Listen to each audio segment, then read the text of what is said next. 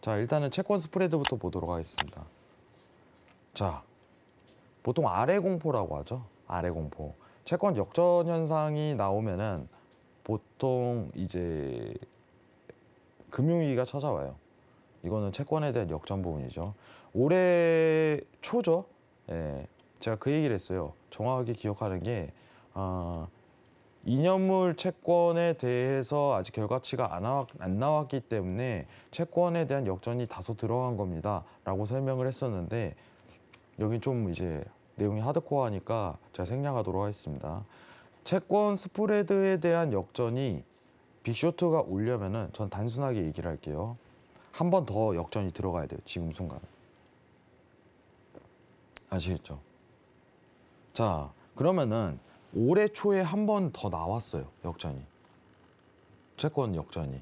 기억하시죠? 신세계 보신 분들 다 기억하실 거예요. 기억하셔야 돼요. 저는 강하게 얘기를 했습니다. 우리 여기 신세계 다뤄주시는 이제 PD님, 앵커님도 강하게 얘기를 드렸어요. 역전이 들어갔다고. 그에 대한 견해도 드렸었어요. 근데 지금 제가 보는 빅쇼트의 조건은 한 번 더 역전이 들어가야 돼요. 여기서 한 번 더 역전이.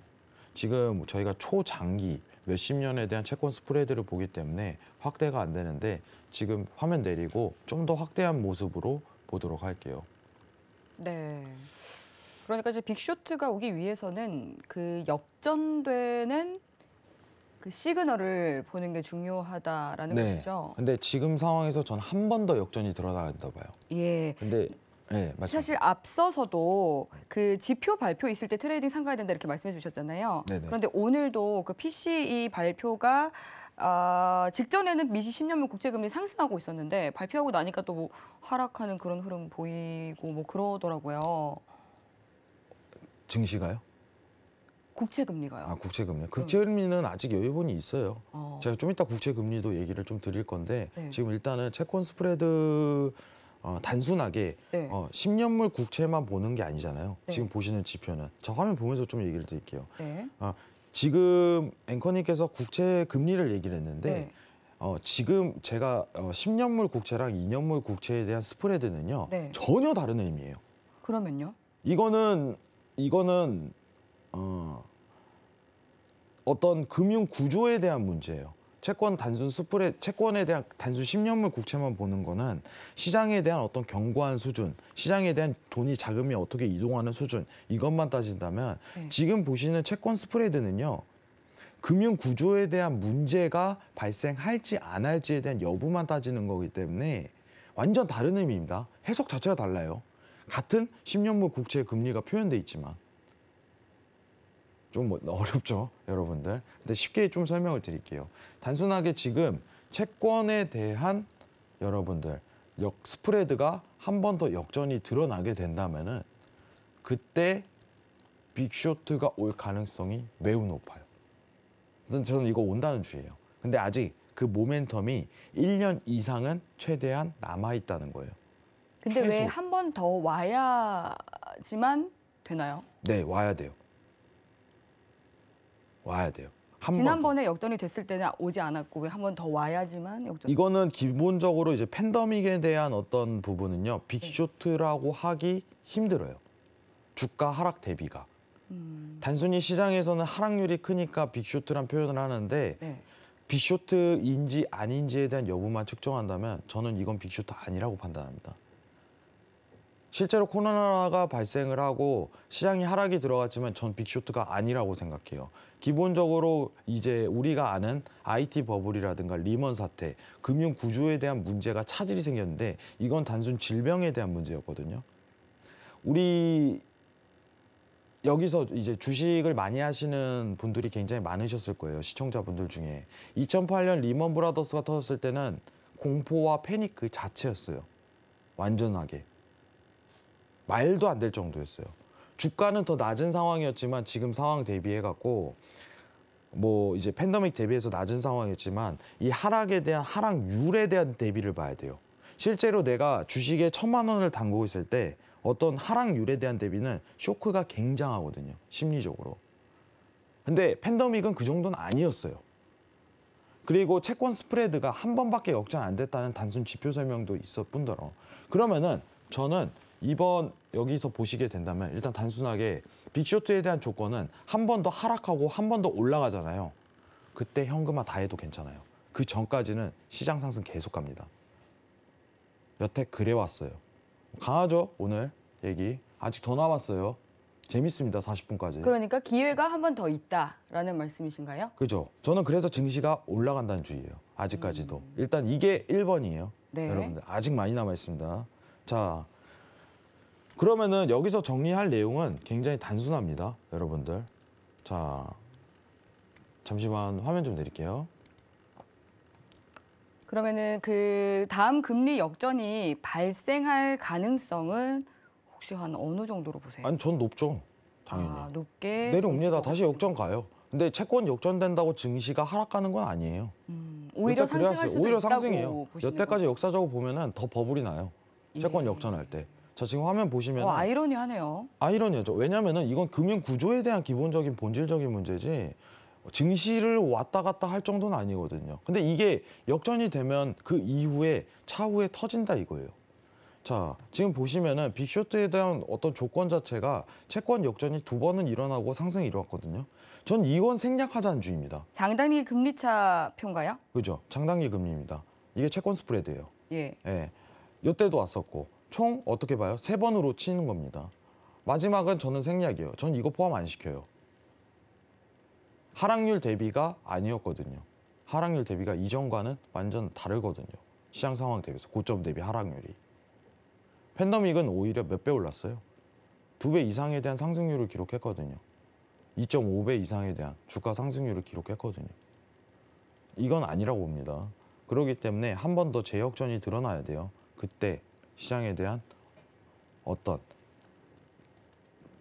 상황이 모멘텀이 있는데 그 기간에 대한 모멘텀이 최소 1년이에요. 저는 최소 아직은 건강한 분위기를 나타낼 수 있다 이겁니다. 자, 이제 화면 내려도록 하죠. 두 번째 보도록 할게요. 네. 굉장히 중요한 말씀해 주시니까 머리가 아파지죠. 복잡해지기는 하네요. 제가 어떻게 이 투자 계획을 세워야 할까라는 생각이 좀 많아지네요. 강연에 오셔야죠, 그럼. 그렇죠. 그럼 제가 마지막에 6월 4일 네, 마지막에 얘기 강연에 드리고. 오셔야 되겠네요. 자, 이제 두 번째 얘기할게요. 지금 네. 내용이 더 중요하니까. 지금 어제 얘기했던 거예요. 채권금리 주요 시점에서 다이버전스가 발생했습니다. 여러분들. 지금 이론적으로 보자면은 채권 금리가 지금 3.2%대 기록하고 이제 하락을 기록하고 있는데 계속적인 하락률을 기록할 가능성이 굉장히 높다는 거예요. 지금 제가 항상 얘기하는 건 증시의 주요 요점은 채권 어떤 금리에 대한 변동성이 더 크다고 항상 강조를 합니다. 여기 와서. 자, 최근 들어서 꺾이기 시작해요. 채권 금리가. 최근 들어서.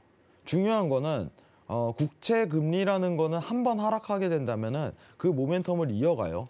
근데 그 신호가 채권 금리 다이버전스예요. 보통 이제 다이버전스 이론에 대해서 좀 설명을 드리자면은 밑에가 지표고 위에가 차트예요. 이해 쉽게 하시기 바랍니다. 자, 왼쪽 것만 보도록 할게요. 밑에가 지표고 위에가 차트입니다. 여러분들. 자, 근데 확실한 거 원하시죠? 그러면은 역다이버전스만 보세요. 이건 생략하시고. 이거는 실패 확률이 굉장히 높아요. 그러면 역다이버전스가 발생했다는 이론이 생겼다면은 오히려 더 큰 폭에 대한 하락을 기록할 가능성이 오히려 변곡을 기록할 가능성이 굉장히 높다는 걸 시사하는 거예요. 이게 다이버전스 이론이에요. 근데 보통 MACD 다이버전스, 이제 CCI 다이버전스를 보시지만 오히려 RSI 다이버전스를 저는 강력하게 추천드려요. 자, 지금 보시는 화면이 RSI입니다. 밑에 지표가. 자, 왼쪽 아까 전에 역다이버전스 제가 설명했는데 다이버전스 발동하고 국채 가격이 하락하죠. 지금 또 생겼네요. 또 가겠죠. 그러면 증시는 긍정적인 효과가 나타날 수 있다 이거예요. 시나리오대로 가고 있는 거예요. 여러분들. 굉장히 좋습니다. 자, 화면 내릴게요. 네, 사실 이제 조금 전에 그 금리 역전이 일어날 가능성이 높다 이렇게 말씀해 주셨잖아요. 네. 그렇게 된다면 빅쇼트 올 수 있다라고 보시는 거잖아요. 빅쇼트가 오지만 지금은 당장은 아니다라는 거죠. 지금은 논할 자리도 아니다. 이거예요. 논할 그래서 자리다. 제목을 빅쇼트가 오지 않는 이유라고 붙이신 거네요. 그죠. 그렇죠? 빅쇼트는 저는 온다고 봐요. 그러니까 빅쇼트가 당장은 오지 않는 이유 그죠. 이러가 지금은 되겠네요. 그죠? 이거를 논하지도 말라 이거예요. 제 주장은. 네. 논하지도 말아라. 시장은 아직 견고하다. 예. 여러분들이 생각하는 것보다. 제가 말하는 시장은 미장 기준입니다. 네, 미진 씨. 코스피는 좀 얘기가 다를 빅쇼트가 수 있어요. 오기는 오겠지만 한번 상승 흐름을 주고 난 뒤에 빅쇼트가 오더라도 올 것이다. 그렇죠. 네, 그 근데 말씀이신 왜 거고. 오는지 빅쇼트가 만약에 오게 된다면 왜 오는지에 대해서는 제가 오늘 이 얘기를 해버리면요. 오늘 여기 계시는 서경 PD님 그리고 박현희 작가님, 앵커님 다 야근 들어갑니다. 네, 네, 저희는 사실 그렇기 야근해도 상관이 없는데 지금 시청자분들께서 질문을 굉장히 많이 보내주고 계세요. 그래서 네. 제가 지금 이 질문에 대한 답변을 드리고 싶어서 질문을 막 정리하고 있는데 지금 일단 마스터님께서 화면을, 준비하신 내용이 많으셔가지고 화면이 일단은 보고 네, 이제 요 말씀까지 듣고 저희가 시청자님 질문도 한번 살펴보도록 자, 하겠습니다. 지금 한번 볼게요. 예. 자, 지금 파란 선이 10년물, 이제 초록선이죠. 초록선이 이제 10년물 국채 금리예요. 자, 좀 더 큰 화면으로 보도록 할게요. 여러분들. 자, 여러분들 요새 좀 좋은 징후가 있어요. 제가 얘기한 대로 가고 있습니다. 신세계 많이 보신 분들은 기억하실 거예요. 실질 금리가 일자로 가기 시작했습니다. 보이시나요? 상승하다가 일자로 가기 시작했어요. 요새 이 얘기 많이 들으시죠? 요새 채권 투자 열풍이다. 들어보셨나요? 앵커님? 네, 그 얘기 많이 하더라고. 위험 자산을 이제 회피하기 위해서 안전 자산으로 주식은 시선이 아직 몰리고 있다. 레버리지가 굉장히 높은 상황인데 지금 현금화에 대한 부분이 시장이 많이 풀려 있거든요. 돈을 어디에 투자해야 될지 놀아야 되는데 채권부터 먼저 수급이 쏠리기 시작하는 거예요. 채권 금리가 10년물 국채 금리가 고점이니까 하락에 대한 베이스만 딱 잡아버린다면은 채권에 대한 투자도 저는 굉장히 나쁘지 않다고 봅니다. 근데 중요한 거는 아까 다이버전스가 발생했다고 제가 얘기 드린 이 타이밍에서 만약에 하락률을 만약 물가보다 더 크게 기록을 하게 된다면 어떻게 될까요? 여기서 노는 거예요, 이제. 이 현상은 실질 금리가 더 이상 이 상승률을 기록하지 못하고 맴도는 현상이 되면 채권 다음 저는 증시에 올 거라고 생각합니다. 채권 다음 증시예요. 시장은 간보였거든요. 일단 채권에 돈이 들어가는 과정이고 추후 증시에 대한 자금으로 유입될 가능성이 매우 높아요. 아시겠죠? 그러면 지금 보시는 초록선이죠? 초록선, 다이버전스가 발생해서 아래로 하락률을 기록한다면은 실질 금리 어떻게 보면은 제자리만 맴돌면 돼요. 마이너스건 플러스건 절대값은 중요하지 않습니다. 상승률이냐 하락률이냐 이게 중요한 거예요. 근데 제자리만 맴돌아도 성공이에요. 증시에는. 그러면은 일자로 가기 때문에 어떤 자금에 대한 이제 유동, 움직이는 돈에 대한 부분 변경이 들어갈 수 있어요. 지금 일단 1파단은 채권이다. 이거예요. 2파단은 증시다. 추후에 변화가 올 가능성이 전 높습니다. 자, 그리고 3번 볼게요. 3번. 오늘 질문이 좀 많나요? 네, 엄청 많이 들어오고 있네요. 큰일 났네요. 아직 많이 남았는데.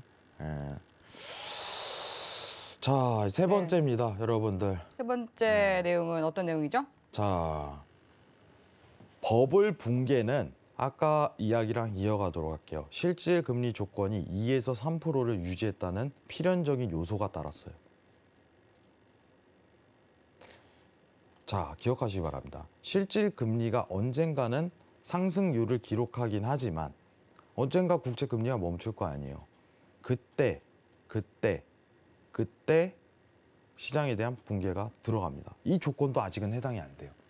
당분간은 저는 0에서 1% 사이를 실질 금리가 유지할 거라고 보고 있습니다. 아시겠죠? 중요한 요소입니다. 여러분들. 그러면은 이 조건도 해당이 안 되기 때문에 아직은 빅쇼트에 대한 조건이 들어맞지 않는 거예요. 역사적으로 여러분들 굉장히 많은 하락률을 기록한 시점에는 다 이 조건 자체가 수렴했어요. 자, 보시죠. 2019년은 제가 또 이걸 안 보는 이유는 또 여기서 나와요. 왼쪽 상단 보시면 91년도, 자, 그리고 2000년도, 그리고 2007년도는 화면 한번 볼게요. 3.38%, 2.29%, 3.27%. 이 조건에 해당이 안 됐었습니다. 19년도는. 언젠간 실질 금리가 상승이 들어갈 거예요. 실질 금리가. 근데 그때는 매크로 환경이 실질 금리의 주요 요소로 벗어나게 될 거예요. 그 기간에 대한 모멘텀이 아직 한참 남았다 이거예요. 아시겠죠? 그리고 마지막으로 얘기해 드릴게요. 제가 여기서 5가지는 더 설명드릴 수 있어요. 5가지. 그건 제가 오프라인 강연에서 설명드리겠습니다. 아시겠죠? 핵심이 아직 더 남아있어요. 어렵죠? 앵커님 어때요? 조금 다소 무겁지 않나요, 내용이? 근데 뭐 굉장히 인사이트 얻을 수 있는 얘기 해주셔서 좋은 것 같습니다. 어디서도 뭐 알 수가 없는, 들을 수 없는 그런 내용 해주신 거니까요. 의아하실 거예요. 왜냐면은 지금 보시는 시청자분들 중에는 분명 실질 금리가 뭐지? 그냥 금리랑 다른 건가? 이런 분들도 저는 계실 거라고 생각을 해요. 근데 저는 굉장히 중요한 요소이기 때문에 설명을 드린 건데 좀 쉽게 하고 싶지만 경제는 어려워요. 제가 이번 주 금통위가 발생했을 때 시장 영향 없다고 분명히 얘기를 드렸었죠, 여러분들. 예, 그대로 결과가 드러났어요. 시장 영향이 없습니다. 그날 다소 보합권에서 약 음봉 마감했다고 금리 때문에 하락하나? 라는 질문은 정말 어리석은 질문이에요. 그거는 시청자를 가지고 장난치는 것밖에 안 됩니다. 저는 그렇게 하기 싫어요, 여러분들. 자, 오늘 빅쇼트가 오지 않는 조건 3가지 읊었습니다, 여러분들. 시장은 아직 미장 기준입니다. 견고한 흐름을 그릴 가능성이 높아요. 제가 왜 코스피는 언급을 자제하냐면 물가 수준으로 시장에 대한 커플링이 이루어질지 안 이루어질지 계속적으로 지켜보면서 판단해야 되는 여부가 있어서예요. 아시겠죠? 지금 일단은 미국 쪽에서 50 베이시스 포인트 2달 인상하고 25 베이시스 포인트 9월에 인상하고 이걸로 가능성이 지금 상황에서는 유추되지만 이 또한 바뀔 수 있는 거거든요. 이 또한.